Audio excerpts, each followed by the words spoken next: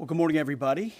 Just arrived last night back from NATO, 2 days apart from my battle buddy, so it's good to see him this morning.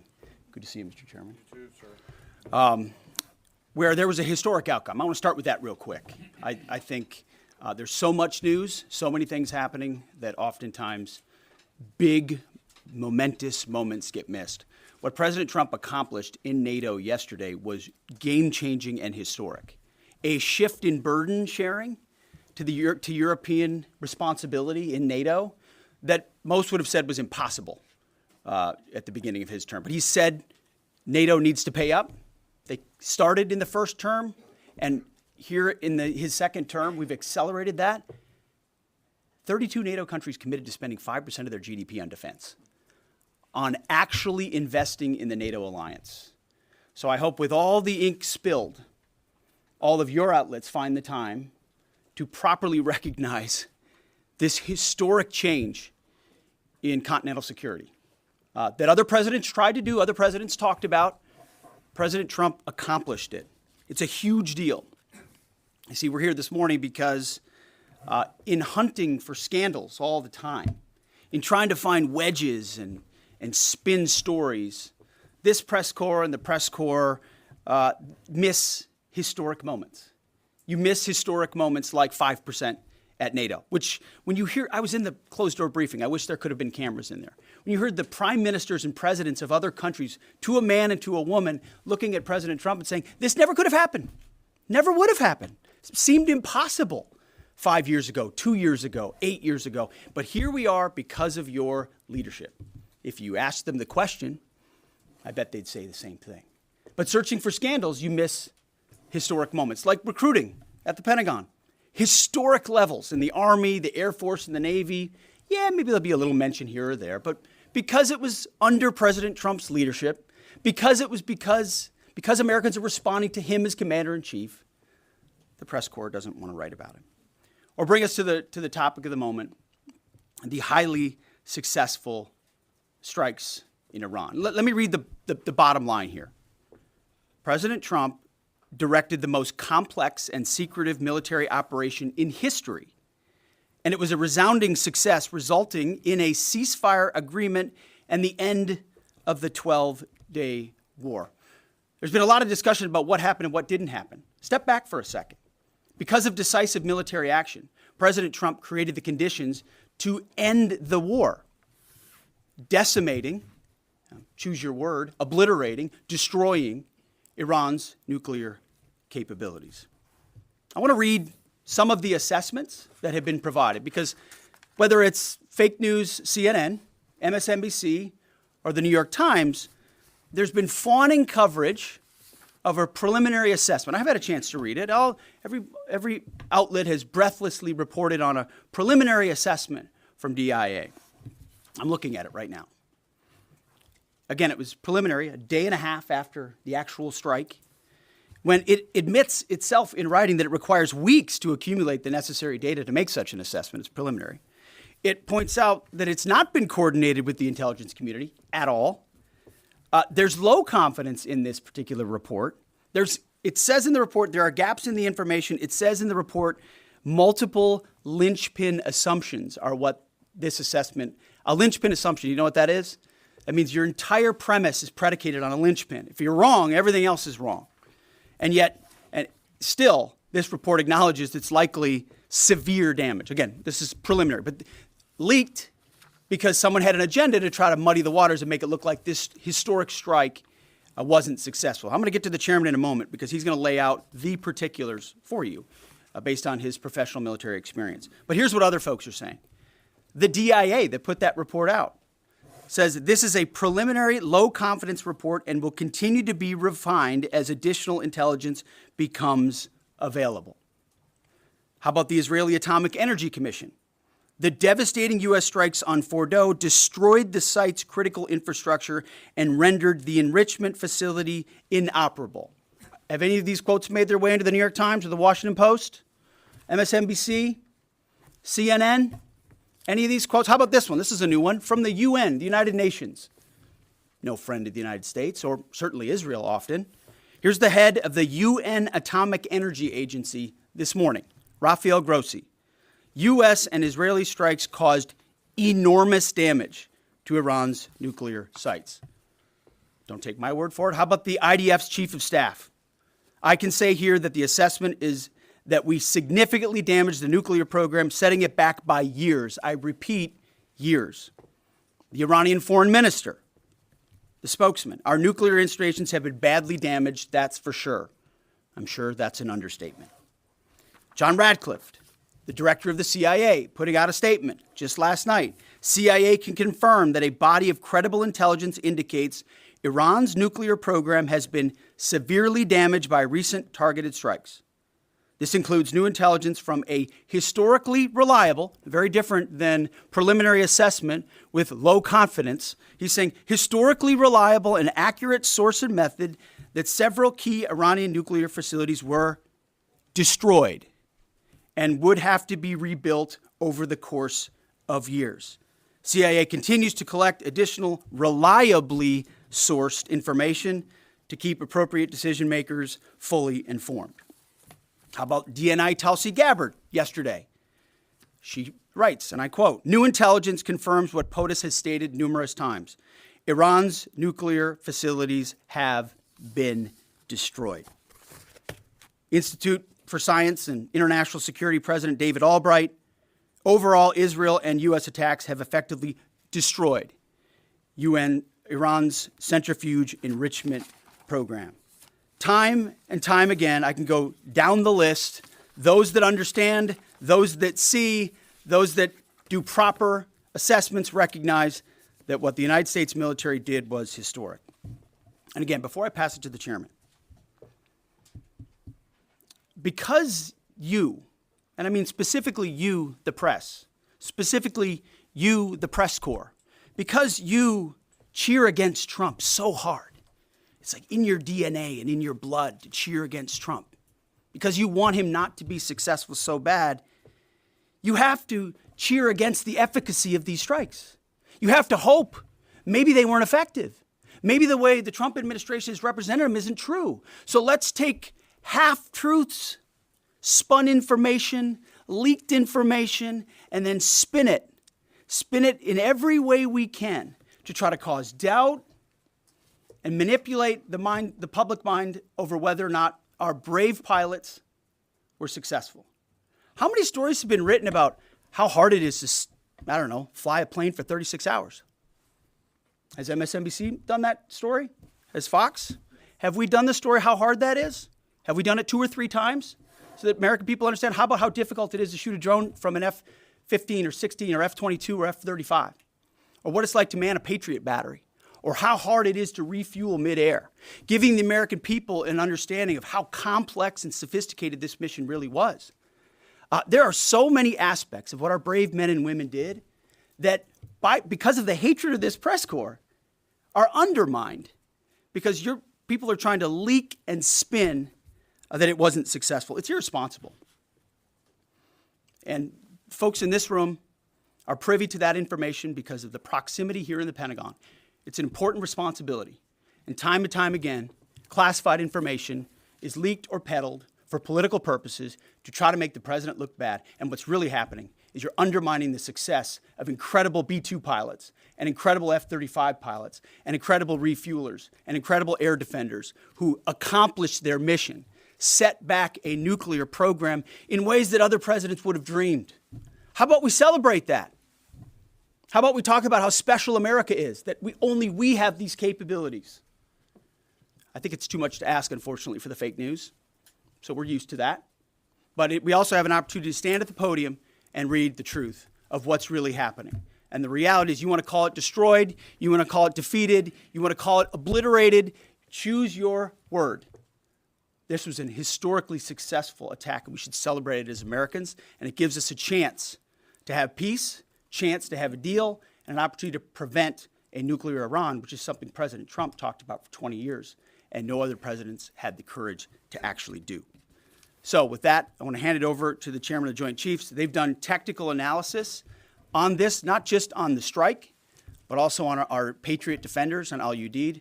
And Mr. Chairman, I'll hand it over to you. Good morning. Thank you, Mr. Secretary, and good morning, and all of you. Thank you for being here.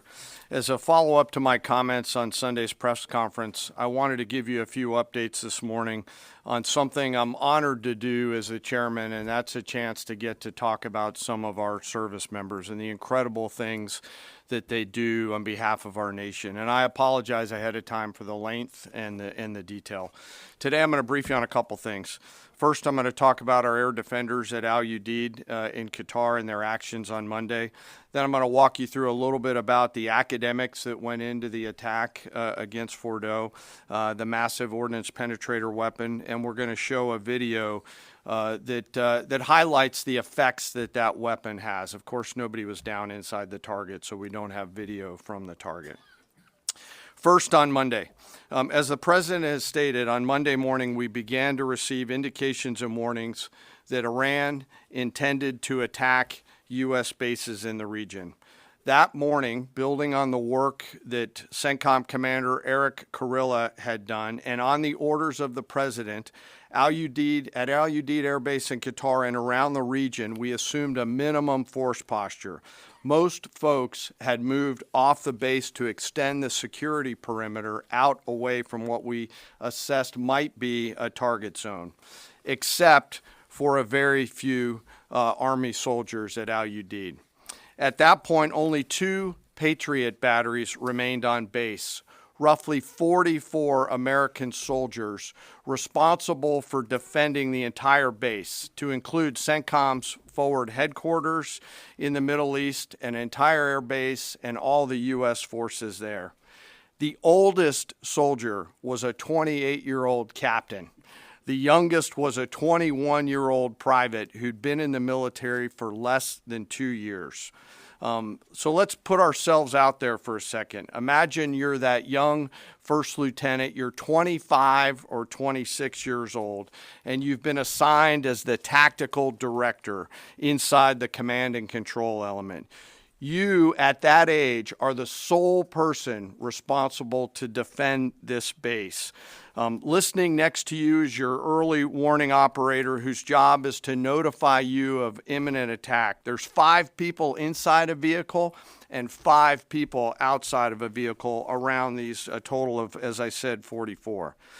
By the way, you've sat in the Middle East for years, deployed over and over again, extended multiple times, always being prepared, but unsure of when that particular day will come that you must execute your mission and not fail at doing it.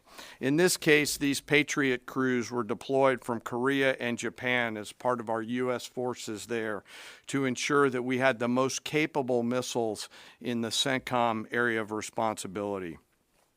As the day continues, you start to hear more and more chatter in the information space about a pending attack. And as the sun starts to set in the west, you get orders from your higher headquarters to make sure that your missile batteries are pointed to the north. There are just a few other teammates. It's hot, you're getting nervous, and you expect an attack.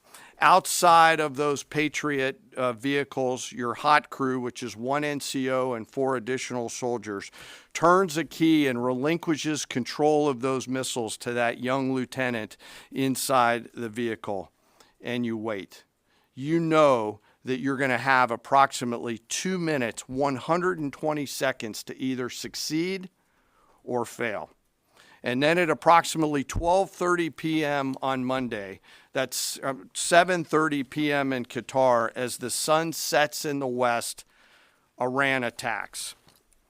As the targets were detected, round after round of Patriot missiles are ejected from their canisters by an initial launch charge.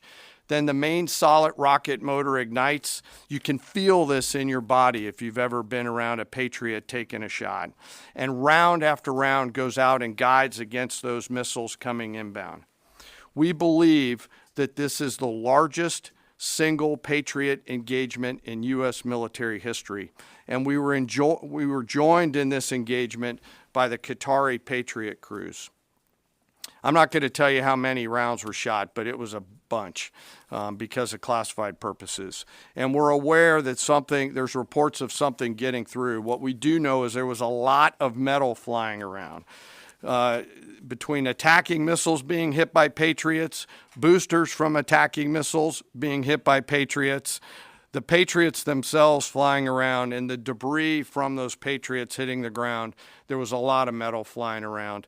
And yet our U.S. air defenders had only seconds to make complex decisions with strategic impact. These awesome humans, along with their Qatari brothers and sisters in arms, stood between a salvo of Iranian missiles and the safety of Al Udeid.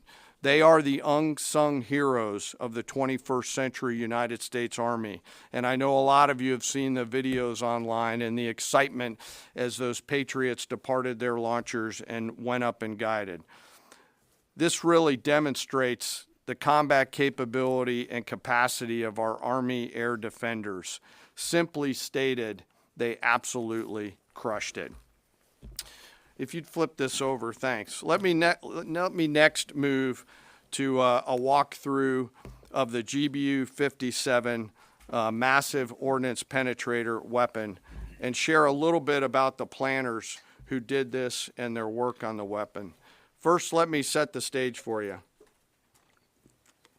There's an organization in the U.S. called the Defense Threat Reduction Agency, DTRA. DTRA does a lot of things for our nation, but DTRA is the world's leading expert on deeply buried underground targets. In 2009, a Defense Threat Reduction Agency officer was brought into a vault at an undisclosed location and briefed on something going on in Iran. For security purposes, I'm not going to share his name. He was shown some photos and some highly classified intelligence of what looked like a major construction project in the mountains of Iran.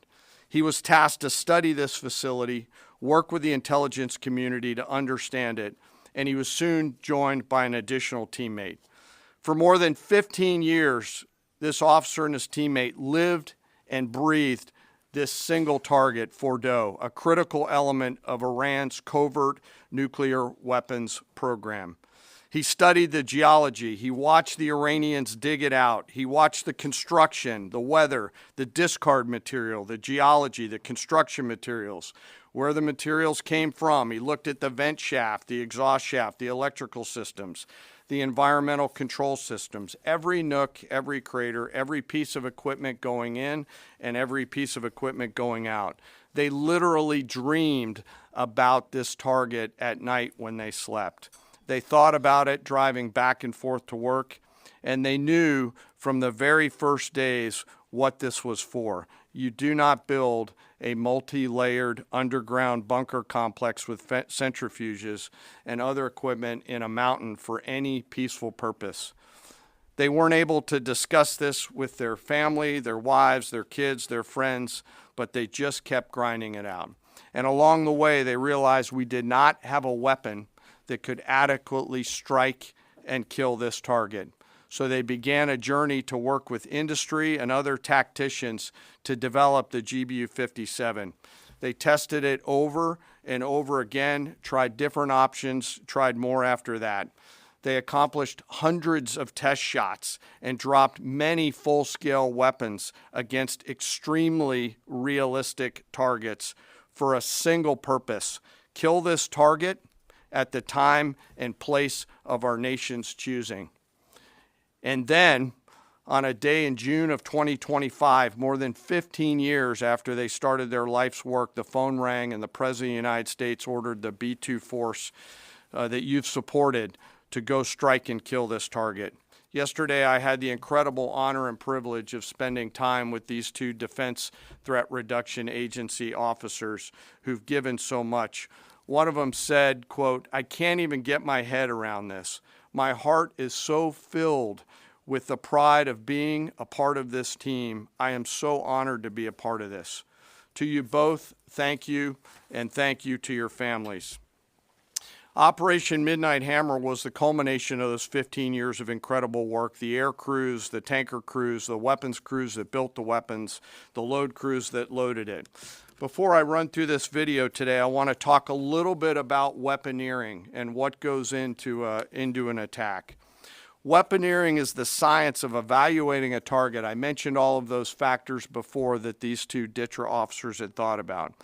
Ultimately, weaponeering is determining the right weapon and fuse combination to achieve the desired effects and maximum destruction against a target.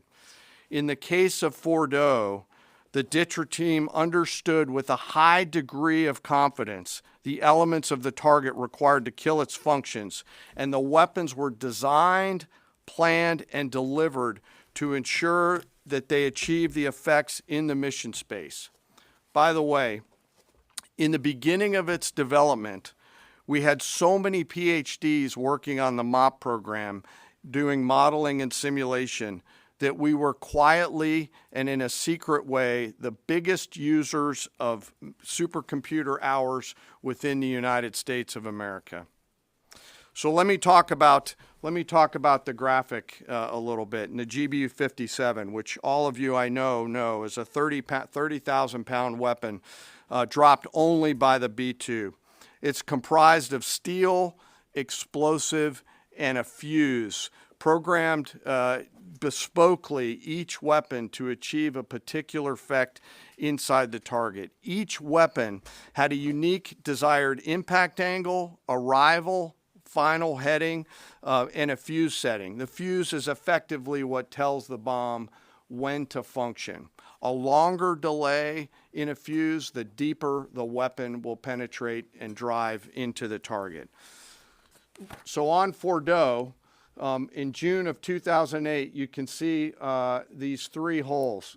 Depicted here is the main exhaust shaft with two additional ventilation shafts on either side. The United States decided to strike these two ventilation shafts, seen here on the main graphic, as the primary point of entry into the mission space. In the days preceding the attack against Fordo, the Iranians attempted to cover the shafts with concrete to try to prevent an attack.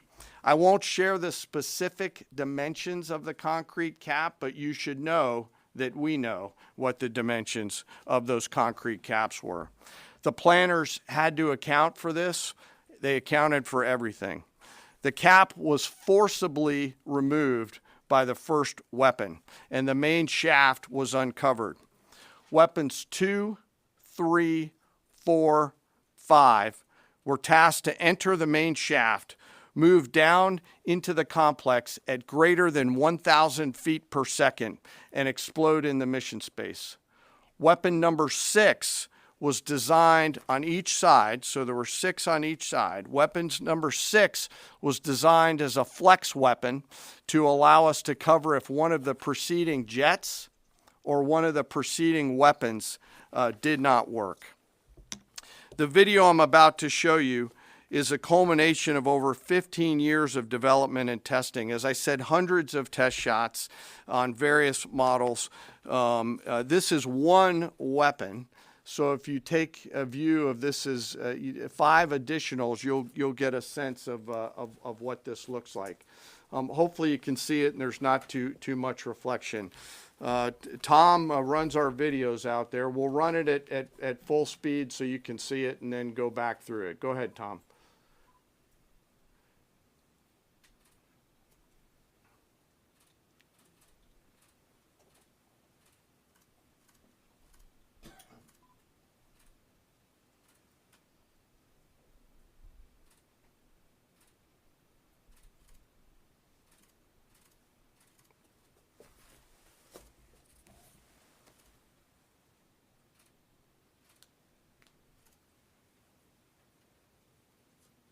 Keep it going for a minute. You'll see inside the mission space.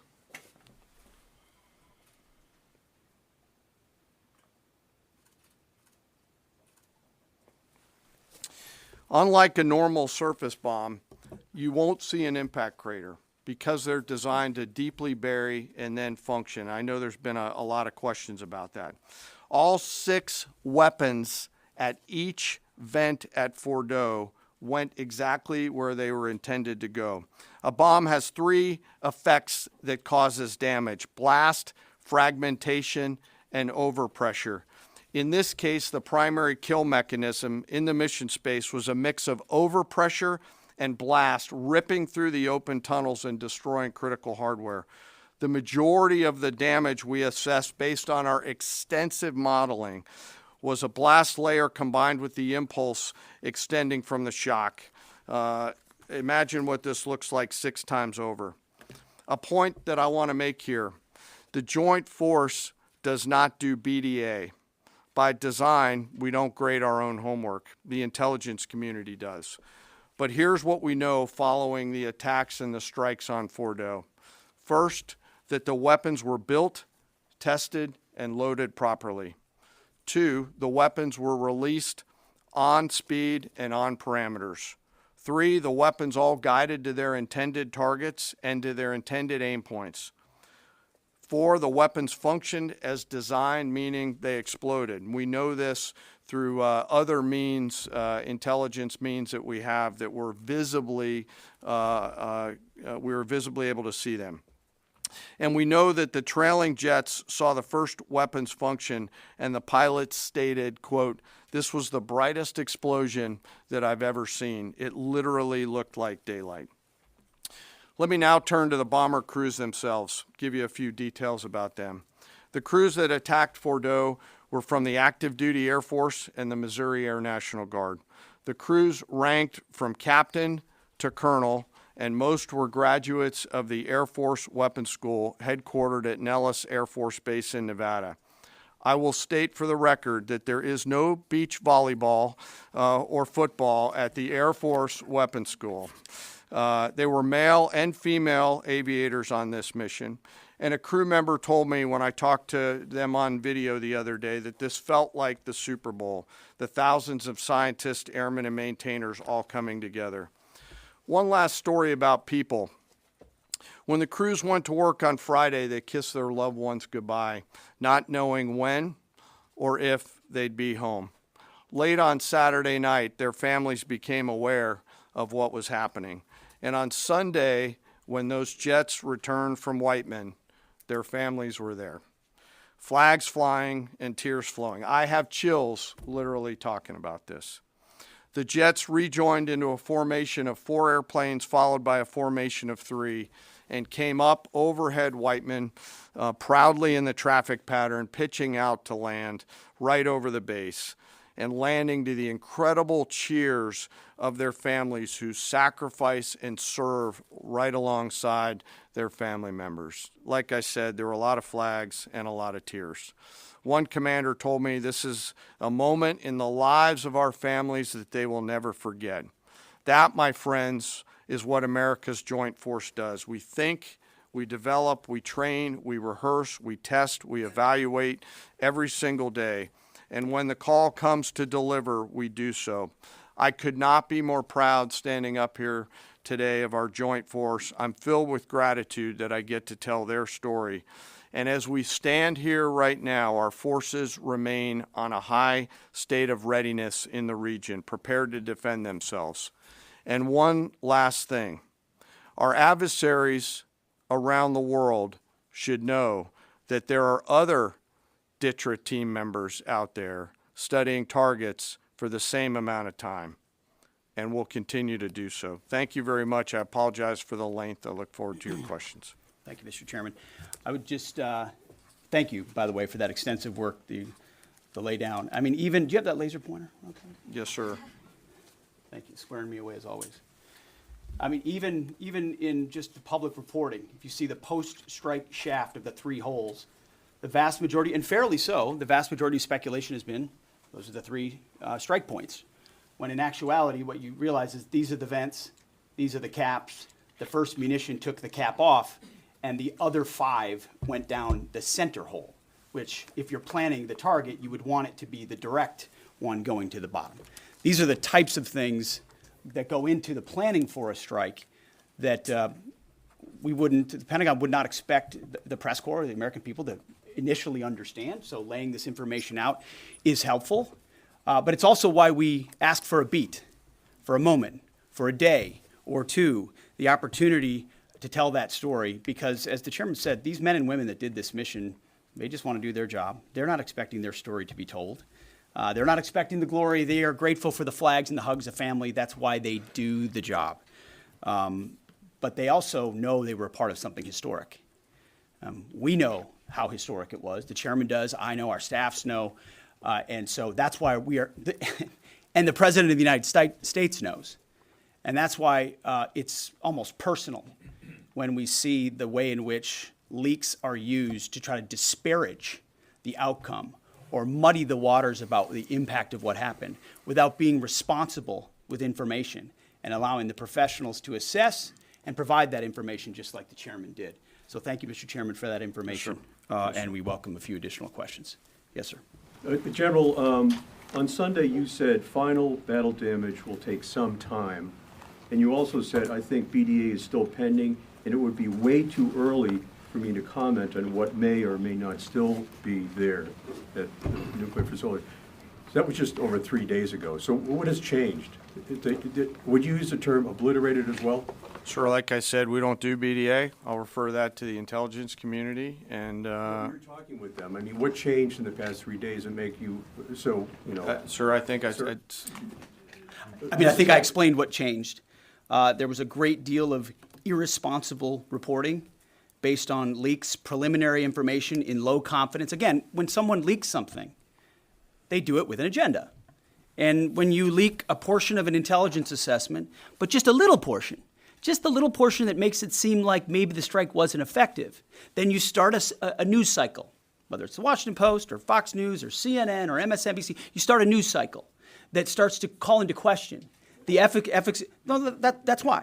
So you bring the chairman here, who's not involved in politics. He doesn't do politics. That's my lane to understand and translate and talk about those types of things. So I can use the word obliterated. He could use defeat, destroyed, assess, all of those things. But ultimately, we're here to clarify what these weapons are capable of, which anyone with, two eyes, some ears, and a brain can recognize that kind of firepower with that specificity at that location and others is going to have a devastating effect. So we all recognize there will be days and weeks ahead. That's why yesterday I said, if you want to know what's going on at Fordo, you better go there and get a big shovel, because no one's under there right now. No one's under there able to assess, and everyone's using reflections of what they see. And that's why the Israelis, the Iranians, the IAEA, the UN, to a man and to a woman who recognize the capability of this weapon system are acknowledging how destructive it's been. So that's what's changed. Just 3 or 4 days later. What changed? See, this is a point. This is how difficult it is to actually manage. You just watched a video of what this weapon is capable of. That's where we find our confidence, is in the skill of men and women and the capability of the systems they employed and the recognition so far in the reflections that it was a highly successful mission. Sure, I think you could, I'd say go out, the IC should be able to help you answer that question. They look at a variety, as the Secretary has alluded to, we look at a variety of things. I don't do that, they do. All different sources of intel, which I'd refer you to them to get clarity on the end state. So again, I go back to the IC, whether it's Director Radcliffe or ODNI Gabbard. I read the statements at the beginning. They're the ones aggregating the intelligence, and they're saying nuclear facilities were destroyed and would have to be rebuilt over a number of years. Facilities were destroyed. What do we got right here? Sir, you cited a body of credible intelligence to suggest the damage at Fordo and other places. What is that referring to, and when can we see it? I was reading from the CIA director's statement, which came out last night. CIA, again, they do the BDA, they do the assessment. CIA can confirm that a body of credible intelligence indicates, it also goes on to say, new intelligence from historically reliable and accurate sources and methods. Now, you can imagine, the CIA director is going to be very careful about how he articulates things of that sensitivity. Classified, secret, top secret, compartmentalized. He's going to know things that you're not going to know, that the press isn't going to know, and he's reflecting that the sources he's seeing are highly credible.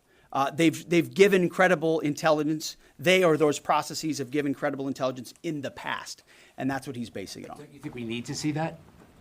Do you have a top secret clearance, sir? Eventually, Okay. the American public wants Yes, to see sir. it. Yes. Yeah, you. I wanted to ask briefly just No, not you. Checkered shirt. Oh, so Mike Glenn with the Washington Times. Yes, sir. Thanks, sir. Anybody who's ever read a Battalion S2 report after a fight knows that it's usually, the initial report is usually wrong, sometimes grossly so. Has what happened in this incident caused y'all to sort of rethink the intelligence process or the dissemination, or do you think it's just a matter, I mean, if the process itself doesn't require any more adjustment? Well, I can tell you what the chairman told me in the Situation Room and reminded us all, which is alongside what you just said, sir, is that the first reports are almost always wrong. They're almost always incomplete, right? Anything, whether it's a squad level operation or a strategic level operation, the initial reflections you get are coming at you at a high rate of speed from a lot of different sources. So your job is to step back and assess them. And that's why we're urging caution about premising entire stories on biased leaks to biased publications trying to make something look bad. How about we take a beat, recognize first the success of our warriors, hold them up, tell their stories, celebrate that, wave an American flag, be proud of what we accomplished. And in the meantime, I can assure you, the chairman and his staff, the intelligence community, our staff and others are doing all the assessments necessary to make sure that mission was indeed successful. Yes, right there. Sir, thank you, Mr. Secretary. Iran has recognized that their nuclear program was indeed severely damaged, but they also said that the U.S. strikes only strengthened their ability and their determination to complete their nuclear program. How do you respond to that, sir? Is that a provocation from Iran? Well, I would say Iran's going to have to say a lot of things right now in order to bolster their image, especially internally. You know, in the media, there's a lot of things they'll say for domestic consumption. But we're watching very closely what they do. Again, that's the intel community. Our job as the chairman, the chairman laid it out so beautifully. Our job is to be prepared. And how proud are you? How proud am I? I didn't know the full story of those men and women 15 years ago who've been pointing at that target. That makes me proud to be an American. That's an awesome story. I hope we can tell more aspects of that in an unclassified way in the future. That's a great thing to know. Our job is to be prepared when the commander-in-chief calls based on those assessments. So, of course, our IC, the Intelligence Committee, will keep watching what Iran does and pay attention to that. But the president has created the contours, the opportunity for a deal, for peace, in something that the world said was intractable, that wasn't possible. And we got that peace, that ceasefire, that option, because of strength, because of his willingness to use American military might that no one else on the planet can do with the kind of planners and operators that the chairman just laid out. Yes, sir. Right there. Yep. Me, sir? Just a quick question. There's public imagery available saying that highly enriched uranium was moved out of Fordo before the strikes. Is that accurate? Have you seen that? And Mr. Chairman, a question for you. Have you been pressured to change your assessment or give a more rosy intelligence assessment to us by any political factors, whether it's the president or the secretary? And if you were, would you do that? Yeah, well, that one's easy. No. No, I have not, and no, I would not. My job as the chairman is to offer a range of options to the president and the National Command Authority to deliver the risks associated with each of those, and then take the orders of the National Command Authority and go execute them. I've never been pressured by the president or the secretary to do anything other than tell them exactly what I'm thinking, and that's exactly what I've done. And the highly enriched uranium? There's nothing that I've seen that suggests that we didn't hit exactly what we wanted to hit in those locations. That's not the question, though. It's about highly enriched uranium. Do you have certainty that all the highly enriched uranium was inside the Fordo mountain, or some of it, because there were satellite photos that showed more than a dozen trucks there 2 days in advance? Are you certain none of that highly enriched uranium was moved? Of course, we're watching every single aspect, but Jennifer, you've been about the worst, the one who misrepresents the most intentionally. What the president says. I'm familiar. Report about the ventilation shafts on Saturday night, and in fact, I was the first to describe the B-2 bombers, the refueling, the entire mission with great accuracy. So I take issue with that. I appreciate you acknowledging that this was the first the most successful mission based on operational security that this department has done since you've been here, and I appreciate that. So Absolutely. we're looking at all aspects of intelligence and making sure we have a sense of what was where. Why not acknowledge the female pilots that also participated in this mission? The early messages that you sent out only congratulated the boys. So when I say something like our boys and bombers, see, this is the kind of thing the press does, right? Of course, the chairman mentioned a female bomber pilot. That's fantastic. She's fantastic. She's a hero. I want more female bomber pilots. I hope the men and women of our country sign up to do such brave and audacious things. But when you spin it as, because I say our boys and bombers as a common phrase, I'll keep saying things like that, whether they're men or women. Very proud of that female pilot, just like I'm very proud of those male pilots. And I don't care if it's a male or a female in that cockpit, and the American people don't care. But it's the obsession with race and gender in this department that's changed priorities. We don't do that anymore. We don't play your little games. Yes, Do you right know there. for certain that the uranium was removed from the facility before the B-2 struck? So I'm not aware of any intelligence that I've reviewed that says things were not where they were supposed to be, moved or otherwise. Yes. Kelly Meyer with NewsNation, and just off the top, want to say we're grateful for the service of these pilots and everybody that serves. I wanted to ask you, the CIA statement said, when possible, they will provide updates and information to the public for transparency, and I believe that's what we're looking for here. Do you commit to share the Defense Intelligence Agency report when it is ready, so the American people can understand more about the intelligence assessment? Well, actually, the report that was discussed, this preliminary report, was what's called a restrike report. So it comes to us to give us an assessment whether a target would need to be restruck, right? That's the reason why. So it's based on internal feedback loop that we're supposed to have access to. Unfortunately, someone took advantage of that. But whatever is supposed to be made public will be, but whatever has to stay sensitive Sir, will be can as I well. just jump in? You know, one of the things that I'm trying to do through this journey that we're on together, of course, transparency, but also the requirement to really protect these capabilities. I guess the time's up. So there's a balance in there, right? We do need to preserve options should the nation and the joint force be tasked to go do something again. So I'm confident we'll find the middle ground, but there are some things that if asked, I'd want to not release related to. So we're going to leave it right there. I want to thank the heroism of our men and women in the military. What they accomplished is truly historic, setting back the Iranian nuclear program untold number of years. It was a devastating attack. We appreciate you covering it. Thank you very much, Mr. Chairman. Thank you. Maybe to talk a little bit more about your role, sir. You can close.